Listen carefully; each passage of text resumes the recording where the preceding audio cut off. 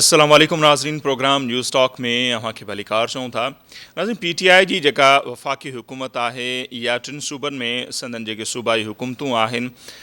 Performance जे हवाले सां मुसलसल उहे तनक़ीद जी ज़द में आहिनि, तो उते गवर्नेंस नाहे, उहे हुकूमतूं डिलीवर न पियूं कनि। ऐं सवाइ असांखे नज़र अचे पियो त जेके हिन वक़्त ताईं 2 सालनि दौरान हज़ारें प्रेस कॉन्फ्रेंसूं थियूं आहिनि PTI जा वफ़ाक़ी तोड़े सूबाई जेके वज़ीर आहिनि या अॻवान आहिनि, उन्हनि जूं प्रेस कॉन्फ्रेंसूं ऐं ट्वीट त नज़र अचनि था, पर उन्हनि जी परफॉर्मेंस जेतिरी नज़र अचणु खपे हा, या जेकी दावाऊं कयूं पियूं त एहतिसाब सभिनी लाइ हूंदो, करप्शन फ्री पाकिस्तान हूंदो, या उन्हनि जा एतिरा डिघा जेके दावा आहिनि उन्हनि जी जेके लिस्ट कजे त इंट्रो दौरान ई असांजो जेको प्रोग्राम जो टाइम आहे उहो पूरो थी वेंदो, त उहा परफॉर्मेंस त आहे कोन। पर हींअर थिए छा पियो, जो उहो PTI वारो जेको नैरेटिव हो, बयानियो हो, त उन साॻे बयानीअ खे हाणे अपोज़िशन जी जेके पार्टियूं आहिनि उहे इस्तेमालु करणु लॻियूं आहिनि। ख़ासि तौर ते पाकिस्तान पीपल्स पार्टी उहो बयानियो आहे करप्शन वारो बयानियो, जंहिंखे माज़ी में असांखे नज़र अचे पियो या स्टिल PTI जा जेके वज़ीर आहिनि जेकी उहे पीपल्स पार्टीअ ऐं नवाज़ लीग ख़िलाफ़ु उन बयानीअ खे इस्तेमालु कंदे असांखे नज़र आया आहिनि। पर हाणे अपोज़िशन ख़ासि तौर ते बिलाल भुट्टो ज़रदारी जेको आहे उहो उन बयानीअ खे मौजूदा हुकूमत ख़िलाफ़ु इस्तेमालु करे पियो।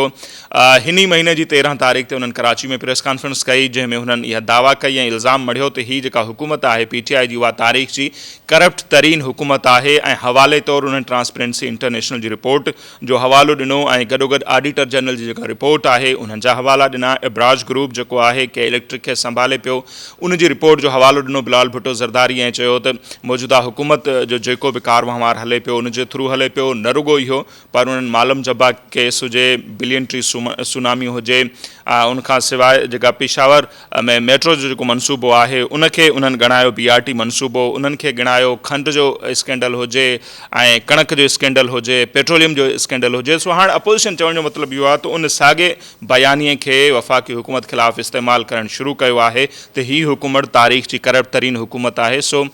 उन ते असीं अॼु ॻाल्हि ॿोल कंदासीं त हिन बयानीअ खे अपोज़िशन इस्तेमालु करण में केतिरो कामयाब ईंदी या न, या अॼु जेका प्रेस कॉन्फ्रेंस आहे बिलावल जी उन में हुननि नेब खे बि तनक़ीद जो निशानो बणायो, गुज़र ॾींहुं नवाज़ लीग वारनि बणायो ऐं मुतालबो इहो पियो अचे त नओं अहिड़ो क़िस्म जो जेको इदारो आहे उहो जुड़णु खपे। हिन वक़्तु सीनियर सहाफ़ी ऐं तर्ज़ निगार एजाज़ महर साहब असां सां टेलीफोन लाइन ते मौजूदु आहिनि, उन्हनि सां इन्हनि मामलनि ते ॻाल्हि ॿोल कंदासीं। महर साहब, तमामु घणी महिरबानी अव्हां टाइम ॾिनो। अव्हां खां सम्झणु चाहींदासीं त करप्शन जो बयानियो जंहिंखे मुसलसल PTI जी आला क़यादत ख़ान साहब खां वठी हेठियां उन्हनि जेके अॻवान आहिनि उहे पीपल्स पार्टी ऐं नवाज़ लीग ख़िलाफ़ु इस्तेमालु कंदे असांखे नज़र आया। हाणे साॻे उन बयानीअ खे अपोज़िशन जूं पार्टियूं ऐं ख़ासि तौर ते बिलाल भुट्टो ज़रदारी PTI जी हुकूमत ख़िलाफ़ु इस्तेमालु उन्हनि करणु शुरू कयो आहे, त कीअं पियो लॻे अव्हांखे त हीअ जेको बयानियो आहे त मौजूदा हुकूमत तारीख़ जी करप्ट तरीन हुकूमत आहे या नाहिल तरीन हुकूमत आहे, उन्हनि डिलीवर न कयो आहे, इन बयानीअ खे जेको अपोज़िशन खंयो आहे हाणे तो कीअं पियो लॻे त इन हुकूमत ख़िलाफ़ु अपोज़िशन इन बयानीअ खे हलाइण में केतिरो कामयाबु वेंदी? ॾिसो, इहो को बयानियो नओं कोन्हे को, ऐं इहो मुंड खां वठी हले थो पियो। ख़ासि करे जेको आहे तव्हां इहो जेकॾहिं खणो फौजी दौर जॾहिं खां शुरू थिया आहिनि, अयूब खान जे दौर खां वठी, त सॼो उहे हाणे कहिड़ा वेही मिसाल ॾियूं, फातिमा जिन्ना जंहिं हिकिड़े पासे मादरे मिलत था चवनि त ॿिए पासे इंडियन एजेंट बि हुनखे करार ॾिनो वियो। अहिड़े ई तरीक़े सां ज़ियाउल बि जेको आहे अची जहिड़े तरीक़े सां MRD या ॿियूं मुखालिफ़ क़ुवतूं जेके बि उन्हनि खे कुचले मारे नाड़ कयो, सहाफ़ी हुजनि, सियासतदान हुजनि, सभिनी सां इहो ई असरु थियो। ऐं वरी विच में नवाज़ शरीफ़ असां ॾिठोसीं त उन बि अहिड़े ई क़िस्म जो हिकिड़ो एहतिसाब जो इदारो ठाहियो जंहिं सिर्फ़ु जेको आहे मुखालिफ़नि खे पे हिसायो। जंहिंखां पोइ मुशर्रफ जे दौर में इहो एहतिसाब ऑर्डिनेंस जे ज़रिए ई कानून ठहियो, त उन बि हिन महिल ताईं इहो ई साम्हूं आई आहे ॻाल्हि त अक्रॉस द बोर्ड एहतिसाब जी ॻाल्हि कोई बि कोन थो करे, न ई को एक्शन असांखे नज़र थो अचे। त हिन महिल बि इन इदारे खे वक़्त जे हुकुमराननि जेको आहे हमेशह पंहिंजे मक़सद ऐं सियासी मुखालिफ़नि खे हिसाइण जे लाइ इस्तेमालु कयो आहे, ऐं इहा रविश जेको आहे जारी आहे, जेका हाणे एक्सपोज़ थी आहे PTI बि। छो त PTI जो नारो ई एहतिसाब हुयो, जंहिंजे बुनियाद ते हू तब्दीली जी ॻाल्हि करे इक़्तिदार में आया, ऐं हाणे जॾहिं 22 महीननि में एक्सपोज़ थिया आहिनि, कंहिं बि हिकिड़ी ॻाल्हि ते अमल करे न सघिया आहिनि जेके उन्हनि जा वाइदा हुया, त उनखां पोइ definitely supreme court of Pakistan जहिड़ो हेॾो वॾो आइनी इदारो, highest court of the country जेको आहे, उहा थी चवे पई न सिर्फ़ु नेब खे त उन्हनि रिडेंडेंट ऐं हिकिड़ो मुतसिब किरदार वारो जेको आहे इदारो करार ॾिनो ई ॾिनो आहे। उन सां गॾोगॾु हुननि जेके इस्टेब्लिशमेंट जे ख़िलाफ़ बि हिकिड़ी इन जजमेंट जे अंदरि चार्ज शीट आहे। मां सम्झां थो त सुप्रीम कोर्ट जी इहा जजमेंट जेको आहे उहा जेकॾहिं हिन मुल्क में जेके माण्हू चाहिनि त हिकिड़े सही तरीक़े सां हीअ रियासत हले, उहे क़ुवतूं जेको आहे पंहिंजे पंहिंजे मफ़ादनि खां बालातर थी जेकॾहिं जदोजहद कनि त को नतीजो निकिरी सघे थो। बाक़ी जेकॾहिं पंहिंजा केस ख़तमु कराइण जे लाइ 4 बयान ॾेई 2 प्रेस कॉन्फ्रेंसूं करे तव्हां मामिलो ईअं हलाईंदा रहंदव माज़ी जीअं, त पोइ त का अहिड़े क़िस्म जी मूंखे नज़र नथो अचे त का अहिड़ी शइ जुड़े। पर बिलावल भुट्टो सां गॾोगॾु अॼु असफंदियार वली बि पंहिंजा ट्वीट्स कया आहिनि, मौलाना फज़लुर रहमान बि इहा ॻाल्हि कई आहे। त डेफिनेटली इहो बयानियो त जुड़ंदो ऐं अपोज़िशन खे हिकिड़ो तमामु वॾो इशू हथु आयो आहे। ऐं जीअं अॻु में मौलाना फज़लुर रहमान ऐं बिलावल साहिब या ज़रदारी साहिब सां मुलाक़ात में इहो तय थियो त ईद खां पोइ APC घुराई वेंदी ऐं PMLN सां बि उन्हनि जूं ॻाल्हियूं हलनि थियूं, पर गॾोगॾु वरी हिक ॿिए खे उहे मयारूं बि ॾियनि पिया ओपनली ऐं मीडिया जे थ्रू। त इहो जेको अंदाज़ ऐं रविश आहे अपोज़िशन जी, मां सम्झां थो त उन जे करे जेको आहे हिक ॿिए ते हिकिड़ो एतमाद जो फुक़दान आहे हिननि में। सो बहरहाल इहा इन्हनि सभिनी पार्टियुनि जी इहे वक़्त जी ज़रूरत बि आहे त उनखे सिर्फ़ु पंहिंजी खल बचाइण जे लाइ इस्तेमालु न कयो, जनरल पब्लिक जे भलाई जे लाइ, हिन मुल्क जी बहितरी लाइ जेकॾहिं तव्हां कदम खणंदव ऐं पाइदार बुनियादनि ते के पॉलिसियूं जोड़े ऐं इन सिलसिले में अॻिते हलंदव त जॾहिं क़ौम खे बि एतमाद नज़र ईंदो त वाक़ई तव्हां जेको आहे पंहिंजे केस ख़तमु कराइण जे लाइ नथा कयो पर मुल्क जे बहितरी जे लाइ था कयो, त डेफिनेटली तव्हांखे अवामी सपोर्ट बि मिलंदी। सही। अच्छा सर, उनखे ई जेकॾहिं अव्हां जे इन्हनि ॻाल्हियुनि खे वरी अॻिते वधायूं त अॼु जेका प्रेस कॉन्फ्रेंस थी बिलावल साहिब खां जॾहिं सवाल थियो जेका APC थींदी उनजी सदारत केरु कंदो, त बिलावल साहिब चयो त शहबाज शरीफ़ साहिब खे करणु खपे। गॾोगॾु बिलावल साहिब इहो बि चयो त पंजाब जी सभ खां वॾी जेका पार्टी आहे उहा नवाज़ लीग आहे, पर उते हुकूमत जेका आहे उहा PTI जी जोड़ी वई। मतिलबु नवाज़ लीग जे किरदार खे घटाइनि कोन पिया, पर चवनि पिया त उहा वॾी पार्टी बि आहे, पंजाब जी सदारत भी शहबाज शरीफ़ साहब खे करणु खपे। पर कुछ धुरियुनि जो इहो चवणु आहे त शहबाज शरीफ़ साहब मुसलसल न चाहिनि पिया त APC न थिए, पर हाणे ऐलान थियो आहे त उहा थींदी। पर चवनि पिया त नवाज़ लीग स्टिल अञा राज़ी न आहे त को हिन हुकूमत जे ख़िलाफ़ का तहरीक हले या छा उन्हनि जो को मुआहिदो आहे, छा आहे को ॻुझो। अव्हांखे बि ईअं लॻे पियो नवाज़ लीग अञा नटाए पई हुकूमत ख़िलाफ़ कंहिं तहरीक खां या APC खां? मरियम नवाज़ जेको आहे उनखे सुकून मिली वञे, घर वेही रहे, को उनजे ख़िलाफ़ जेको आहे एक्शन न थिए, ऐं ॿिया जेके नून लीग जा माण्हू हुया उन्हनि खे बि रिलीफ मिलणु शुरू थी वियो। त इहे सभु शयूं इंडिकेट कनि थियूं त परदे जे पोयां का न का शइ इन्हनि जी अंडरस्टैंडिंग आहे। पर इहो बि ॾिसण में आयो आहे गॾोगॾु त नवाज़ लीग में बि हिकिड़ी कैंप जेको आहे जेका शहबाज शरीफ़ साहिब जी आहे उहा जंहिंजे बारे में शेख रशीद जो चवणु आहे त उहे मुंहिंजी पार्टी जा आहिनि, ऐं कुझु जेके वरी नवाज़ लीग जा आहिनि कैंप जा माण्हू, त उन्हनि जी जेको सोच आहे उहा थोरी मुख़्तलिफ़ आहे। त हू नथा चाहिनि त को अहिड़ो मौक़ो पैदा थिए जंहिंजे करे मुस्लिम लीग नून जे अंदरि जेका हिकिड़ी रसाकशी आहे या इख़्तिलाफ़ आहिनि उहे कंहिं तरीक़े सां नमूदार थियनि। त उनजे करे हू बि पंहिंजो फूके फूके कदम रखनि था ऐं एहतियात खां कमु वठनि पिया। बहरहाल अल्टीमेटली अपोज़िशन जी वॾी जमात हुजण जे हैसियत में मुस्लिम लीग नून घणो अरसो जेको आहे त ईअं ख़ामोशी ऐं लातालुक़ पाण खे नथी रखी सघे। जेकॾहिं कंदा त उन सां अञा हुननि खे पंजाब में बि नुक़सानु थींदो ऐं लूज़ कंदा उहो पंहिंजो ग्राउंड, उहो पंहिंजो जेको हुननि वटि हिनमहिल बि थोरी घणी आहे से या जेको पॉलिटिकल हिकिड़ो मार्केट जो केक, उहो सुभाणे अञा वधीक लूज़ करे सघनि था। सही। त मेयर साहब, जेको मौजूदा हालतूं आहिनि जेकर ॾिसूं, जेको कोविड-19 आयो, कोरोना वायरस, चवनि था PTI जी हुकूमत खे घणो हुनजो फ़ाइदो पइजी वियो, छाकाणि त उन्हनि जेका परफॉर्मेंस ओवरऑल दॿिजी वियो। बाबा ॾिसो ही वबा अची वई, असां तंहिंजे करे मुख़्तलिफ़ सेक्टर्स में परफॉर्म न करे सघियासीं। PTI जे लाइ त फ़ाइदेमंद थी, पर जेकी हालतूं आहिनि, बिलावल साहिब अॼु बि चए थो त असां एहतिजाज जो हक़ बि रखूं था, मार्च बि करे सघूं था, मार्च कयोसीं त एहतियाती तदाबीर बि अख़्तियार कंदासीं। सो मौजूदा हालतूं अव्हांखे लॻनि थियूं त अहिड़ियूं आहिनि जो हुकूमत जे ख़िलाफ़ का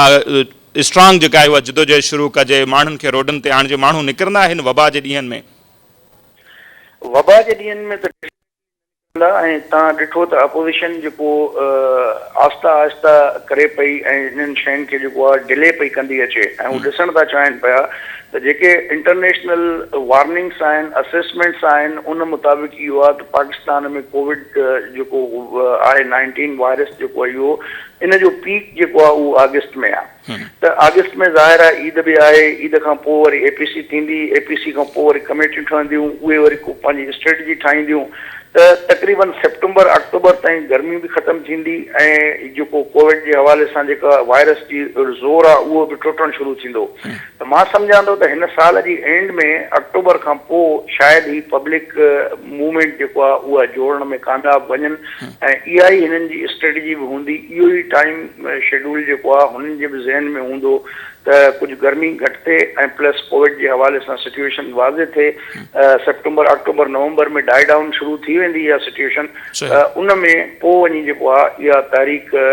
शुरू थी सघे थी जेका पोइ अॻिते हली नेक्स्ट ईयर जेको आहे उहा ज़ोर पकड़े सघे थी सही मतिलबु 2021 ताईं अच्छा हिकिड़ी त थी सर ही पब्लिक जेका आहे उनखे माण्हुनि खे रोडनि ते आणणु ॿी हिकिड़ी जेका जदोजहद आहे उहा इन हाउस बि थी सघे थी इन हाउस तब्दीली जे हवाले सां पोइ स्पीकर जे लाइ त ॻाल्हियूं हलनि पियूं त का रिथ थींदी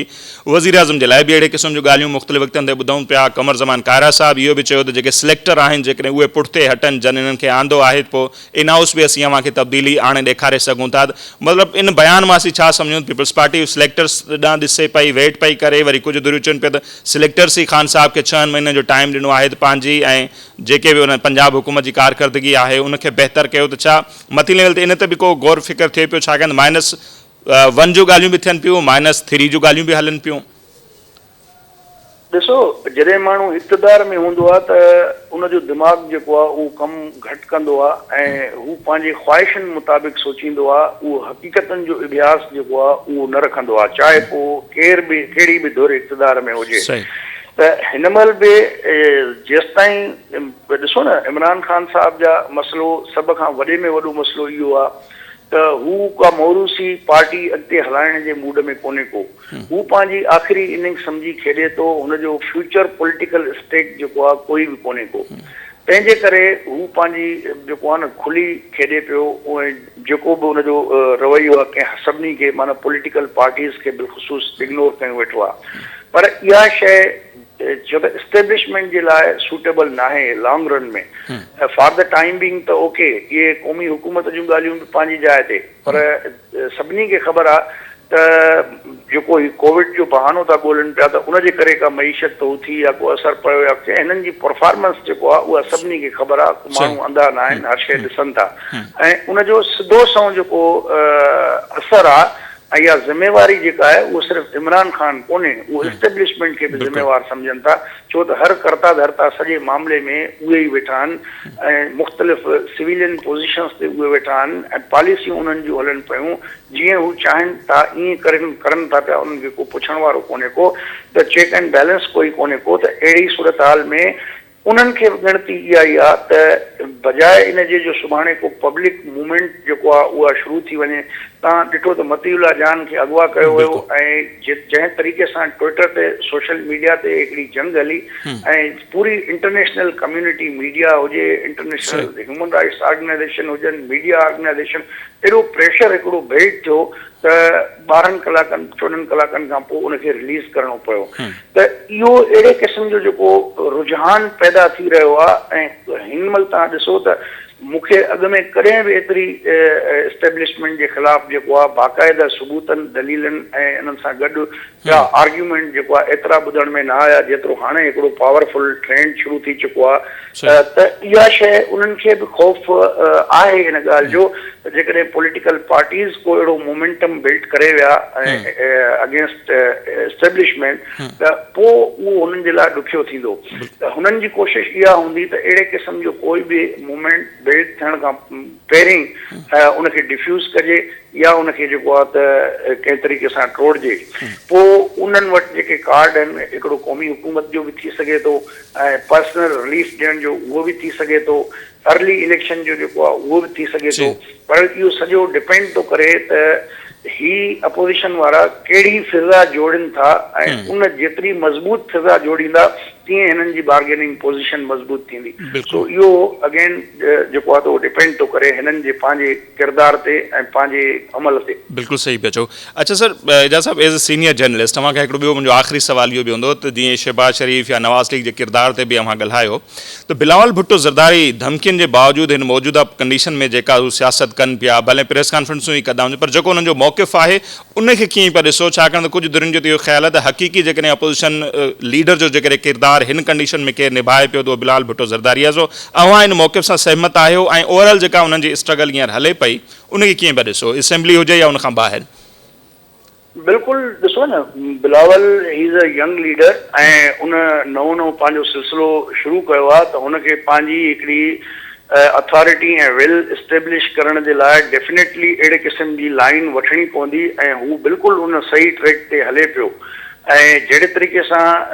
नेब जे ज़रिए ऐं एहसान सभिनी खे ख़बर आहे त इहे कंहिंजा माण्हू आहिनि, इन्हनि जा अकाउंट केरु थो वेठो हलाए ऐं इहे जेके थ्रेट ॾियो था वेठा तव्हां इनडायरेक्टली, त उन सॼे माहौल में हुनखे ड्रेजारण ऐं हिसाइण जी हिकिड़ी कोशिशि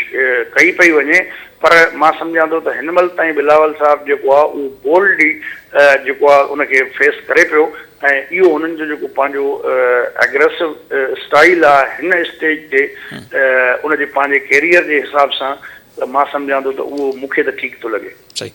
तमामु घणी महिरबानी एजाज़ मेहर साहब, ऐं ईंदड़ ॾींहंनि में बि अव्हांखे ज़रूरु असां ज़हमत ॾींदासीं। अव्हां टाइम ॾिनो, वॾी महिरबानी। एजाज़ मेहर साहब सीनियर सहाफ़ी ऐं तर्जा निगार आहिनि, कंहिं में तारुफ़ जा मोहताज न आहिनि। उन्हनि जूं ॻाल्हियूं अव्हांजे साम्हूं आहिनि त हू ओवरऑल कीअं बि ॾिसनि मौजूदा जेका कंडीशन आहे उन में जेका सियासत थिए पई, हुकूमत जी जेका परफॉर्मेंस आहे या ओवरऑल जेके उन्हनि खां ग़लतियूं थियनि पियूं ऐं उन्हनि ग़लतियुनि खे अपोज़िशन कीअं पई इस्तेमालु करे या खेॾे। ऐं ॾिसणो इहो आहे त ईंदड़ ॾींहंनि में उहे पता अपोज़िशन कीअं पई इस्तेमालु करे। त एजाज़ साहब सही चयो त जेकॾहिं अपोज़िशन उन्हनि पंहिंजा जेके किरदार आहे पंहिंजो बहितर अदा कंदी त ज़ाहिर आहे जेके सिलेक्टर आहिनि ज़ाहिर आहे उन्हनि ते बि प्रेशर पवंदो ऐं उहे बि गौर फ़िक्र कंदा त नेठि छा कजे। पर ॾिसणो इहो आहे त ईंदड़ ॾींहंनि में अपोज़िशन जो किरदारु छा थो जुड़े ऐं नवाज़ शरीफ़ जो किरदारु स्पेशली छा थो बीहे, उन ते पाण डिटेल में अञा वधीक ॻाल्हि ॿोल कंदासीं। पर वक़्तु थियो आहे मुख़्तसिर ब्रेक जो।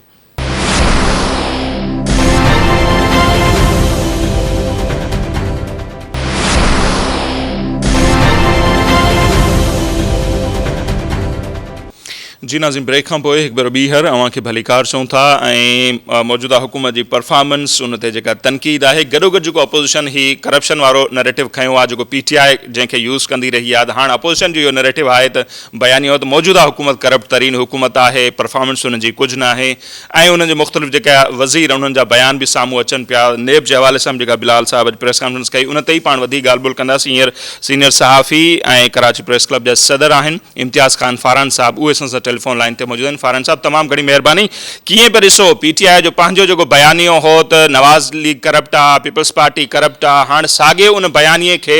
अपोज़िशन जेका आहे PTI जे ख़िलाफ़ु इस्तेमालु करे पई, पोइ ऑडिटर जनरल जी रिपोर्ट खे बि मैंशन कयो पियो वञे, ट्रांसपेरेंसी इंटरनेशनल जी रिपोर्ट बि आॾो आंदी पई वञे, मालम जब्बा हुजे, BRT मनसूबो हुजे, खोड़ मनसूबा गिणाए ॿुधाए पिने त ॾिसो PTI केतिरी करप्ट आहे जेका एहतिसाब जूं ॻाल्हियूं कंदी हुई। सो हिन बयानिए खे इस्तेमालु करण में छा पियो लॻे फारन साहब, अपोज़िशन केतिरो कामयाबु वेंदी?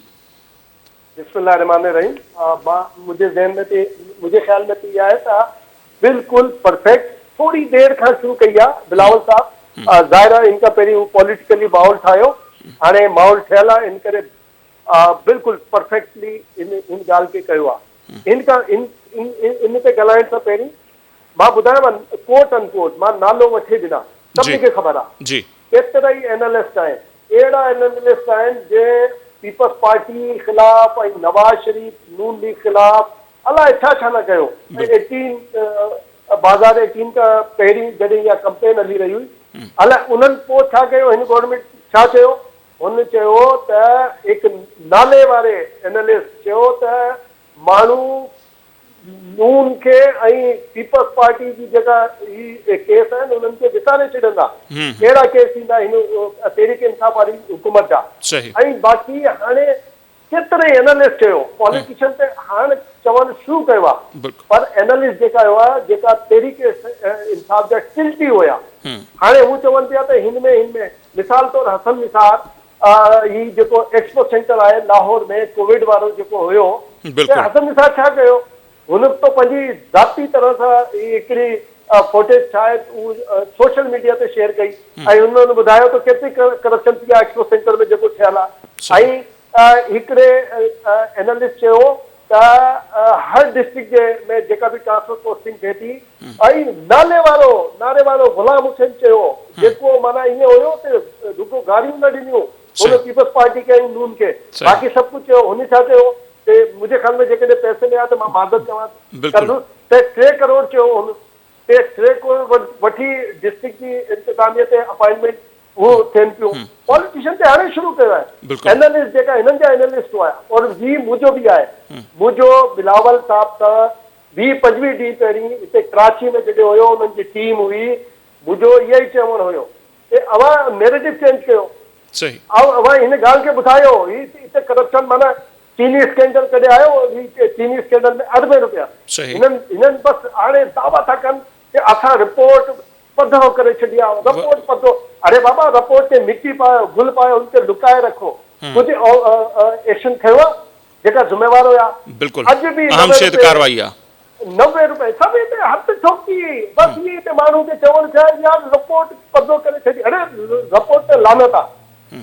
कयो छा आहे इहो ॿुधायो न ऐं हाणे बि 90 रुपए 80 रुपए 85 रुपए शुगर हले पई हाणे अटो महांगो हर शइ महांगी आहे पेट्रोल में एतिरो वॾो 300 अरब जो स्कैंडल हिननि जे माण्हुनि जो चवणो हुयो त 300 अरब जो ही त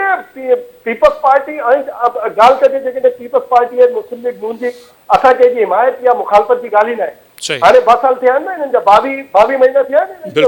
2 साल थियण वारा आहिनि भाई केस आहे न कंहिंजा फ़ैसिला थिया एसि ताईं त ही रेफरेंस न ठाहे सघिया आहिनि कंहिंजे ख़िलाफ़ हिन जो मतिलबु आहे त कूड़ा केस हुया सब पॉलिटिकल केस हुया ऐं नवाज शरीफ खिलाफ नवाज शरीफ ते डिस्क्वालीफाई कयो वियो हुन केस जे अंदर पंहिंजो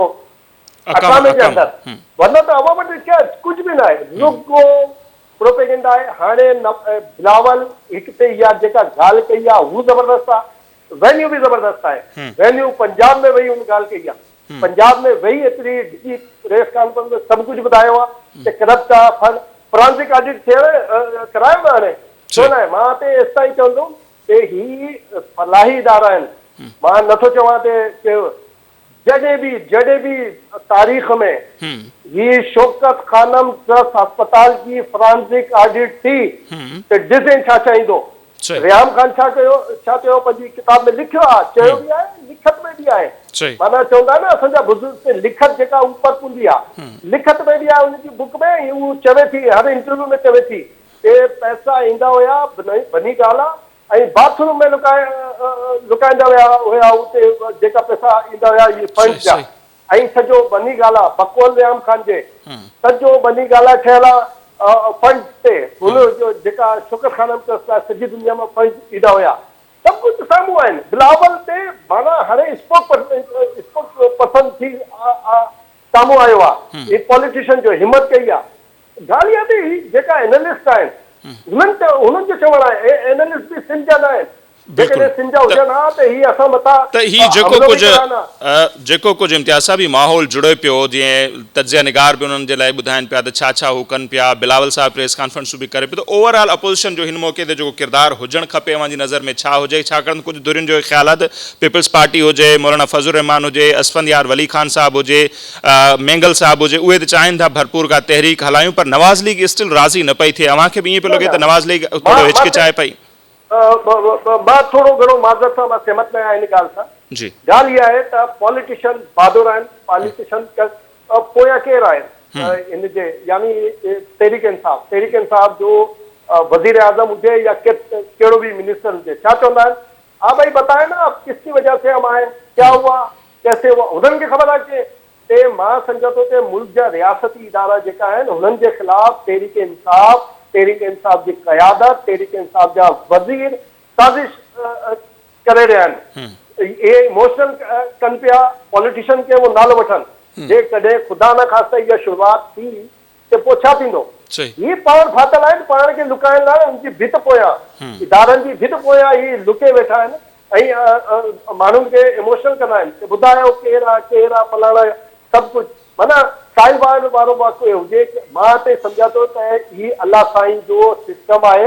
ही जेको कुझु चयो अलाह हिन जे मुंहुं ते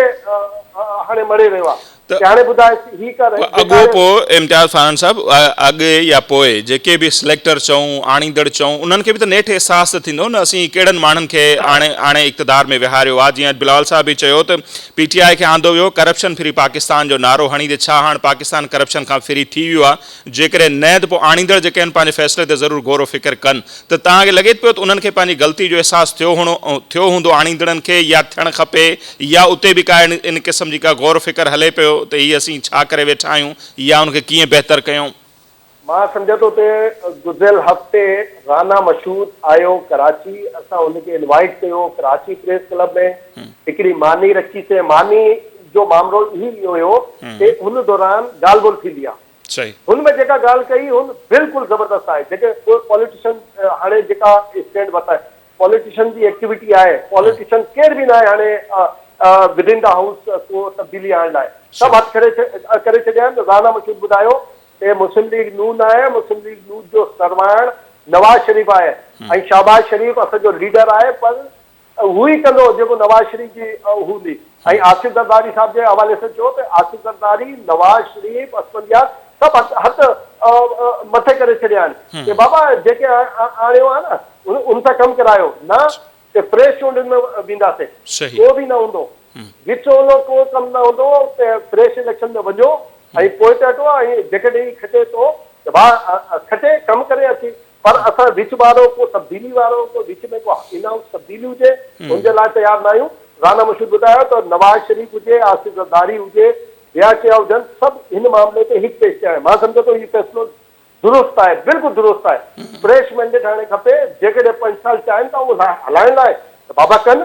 हाणे कनि। हाणे ॾिसो त सिंध हुजे, ख़ैबर पख्तूनख्वा हुजे, बलूचिस्तान हुजे ऐं सभ खां वधीक पंजाब हुजे, हुते अहिड़ी सुजाग आई आहे। नौजवान छोकिरा छोकिरियूं सोशल मीडिया ते अची ॾिसो त उहे छा छा था कनि, छा छा था चवनि। ही न आहे, असां को जज़्बाती ॻाल्हि न आहे। अवां पूरे सॼे जीअं अवां गोपाइन चयो न त हू चयो बिलावल चयो आहे त करप्शन फ्री पाकिस्तान, न हू करप्शन फ्री पाकिस्तान जे नारे खां वधीक सियासतदाननि खे ज़लील करण जो प्रोजेक्ट हुयो कि हाणे ख़बर पइजी वई न यार जेको बि आहे जेको करप्ट आहे, असां नथा चऊं जेको करप्ट आहे उनखे सज़ा मिलणु घुरिजे, पर रुगो ही थोरी आहे त ए करप्ट हूंदो त हुनखे सज़ा मिलणु घुरिजे, बी सी डी हू वांदा हुजनि, हू ज़बरदस्त मज़ा कनि, ईअं थोरी आहे। माना सिलेक्टिव अगरि जेकॾहिं का एक्शन हूंदो, का कार्रवाई हूंदी, हुन ख़िलाफ़ आहियूं असां, सभु ख़िलाफ़ आहियूं।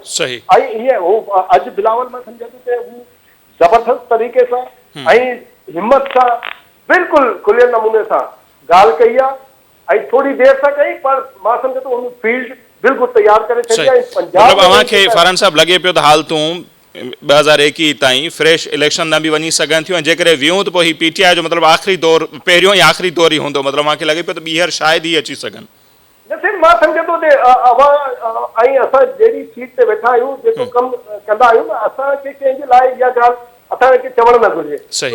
अवाम फ़ैसिलो कंदी आहे, पाण कंदी आहे, सभु साम्हूं आहे। पर ॻाल्हि इहा आहे कि घटि में घटि ख़ुदारा सियासतदाननि खे ज़लील करणु छॾियो। सियासतदाननि 20% जी का गड़बड़ न कई हूंदी, 80% ब्यूरोक्रेसी ऐं फलाणा इदारा हू कंदा आहिनि। सॼी सूरत हाल रुगो मणंदा आहिनि उन्हनि ते त मां सियासतदान ही करे छॾियो, सियासतदान हू करे छॾियो। असां जॾहिं कॾहिं कुझु चऊं यार डिफेंस था कयो, डिफेंस जी ॻाल्हि न आहे।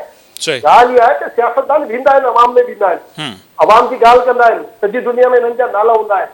बाक़ी कंहिंजा नाला न हूंदा आहिनि। जेकॾहिं ही करप्ट आहिनि या कुझु बि आहे त दुनिया हिननि खे रिजेक्ट कंदी, अवाम रिजेक्ट कंदी।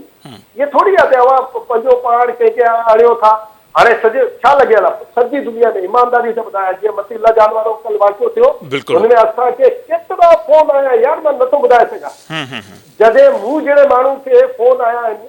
त केतिरे असां पोइ बि ॻाल्हाइण में थोरो ईअं पासो खयो, कॾहिं कोपरा सोलाई सां ॻाल्हि ॿोल कई, माना हुन सां असांखे ख़बर पई त सॼी दुनिया में छा वटवट लॻी पई आहे। अवां अलाए कहिड़े हुनमें एयर कंडीशन कमरनि में वेठा आहियो, चओ था सॼी दुनिया पाकिस्तान न आहे, नथी हिते अवां डंडे ज़रिए अवां कुझु करे माण्हुनि खे करे सघो था। सॼी दुनिया में अहिड़ी सूरत हाल न आहे। अब 15 ॾींहं पहिरीं वर्चुअल कॉन्फ्रेंस थी लंडन, हिते होस्ट PFU ते हुई, अफजल भट्ट पारां हुया, असां हुयासीं, आसिफ भट्टी ते PFU ते ऐं सदर अरशद अंसारी सॼी दुनिया मां, अमेरिका मां 3 ॼणा हुया, बर्तानिया मां 2 ॼणा हुया, यूरोप मां 3 ॼणा हुया। उन्होंने अहिड़ी ॻाल्हियूं कयूं, सॼे पाकिस्तान छापियो, अहिड़ी ॻाल्हियूं ॿुधायूं, अहिड़ी ॻाल्हियूं चयूं आहिनि त यार मां नथो ॿुधाए सघां। उन्हनि चयो इहे कोविड आहे, गवर्नमेंट न आहे असांजो टारगेट। ही जेका असां मीडिया ख़िलाफ़ जेका गड़बड़ कई आहे हिननि सिटिंग गवर्नमेंट, असांजो हाणे ही न आहे त टारगेट गवर्नमेंट न आहे, असांजो मामलो ही आहे त असां ही पाकिस्तान ख़िलाफ़ साज़िश करे रहिया आहिनि। सिटिंग गवर्नमेंट जेका आहे, असांखे पाकिस्तान जो मोरल जेका आहे उहो वधाइणो आहे सॼी दुनिया में। हिननि घटाए छॾियो आहे। कश्मीर जी सूरत किथे वेठी आहे, किथे जुमो, किथे कारी पट्टी, किथे अधु कलाक जो एहतजाज,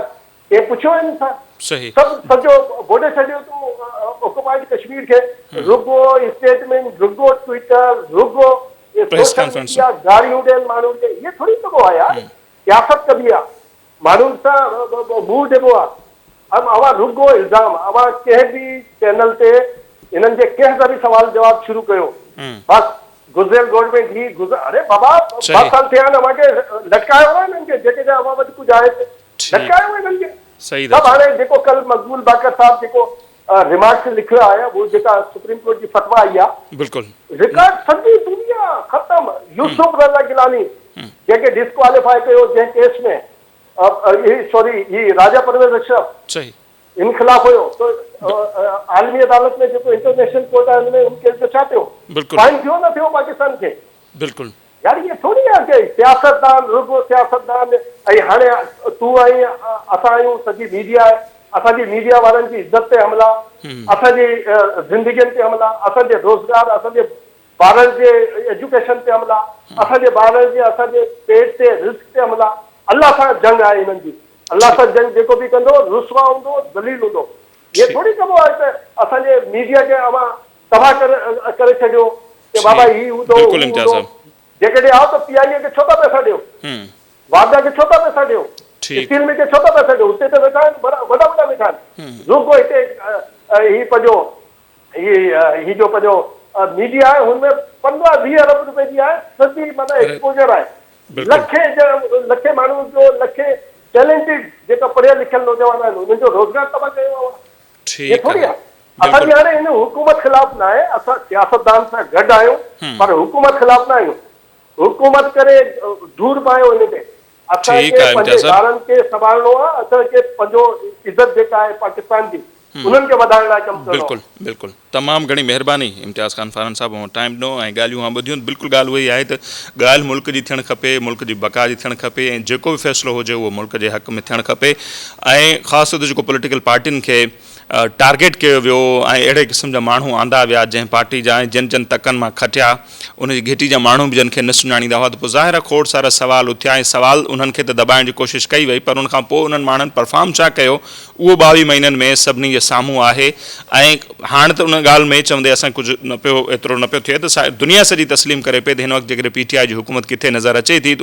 उहा प्रेस कॉन्फ्रेंस में, TV टॉक शोज़ में, सोशल मीडिया में नज़र अचे पई। अदरवाइज़ ग्राउंड ते परफॉर्मेंस जेका आहे उहा सभिनी जे साम्हूं आहे। 22 महीननि में छा परफॉर्म कयो आहे, डॉलर जा ताज़ा रेट तव्हां ॾिसी वठो, परॾेही कर्ज़ जेके आहिनि, परॾेही पॉलिसी, परॾेही कर्ज़, उहे सभु अव्हांजे साम्हूं आहिनि। सो परफॉर्मेंस अव्हांजे साम्हूं आहे। उनखां पोइ हाणे अपोज़िशन साॻी उन्हनि जे बयानीअ खे उन्हनि जे ख़िलाफ़ु इस्तेमालु करे पई, पर उनमें केतिरो कामयाबु वेंदी या अपोज़िशन केतिरो मुतहिद थिए पई, ईंदड़ ॾींहंनि में मुतहिद थी कीअं हिन हुकूमत खे को टफ टाइम ॾींदा या न, उन ते पाण वधीक ॻाल्हि ॿोल कंदासीं। पर अॼु जे प्रोग्राम जो टाइम थियो पूरो, असांखे ॾींदा इजाज़त। अल्लाह निगहबान।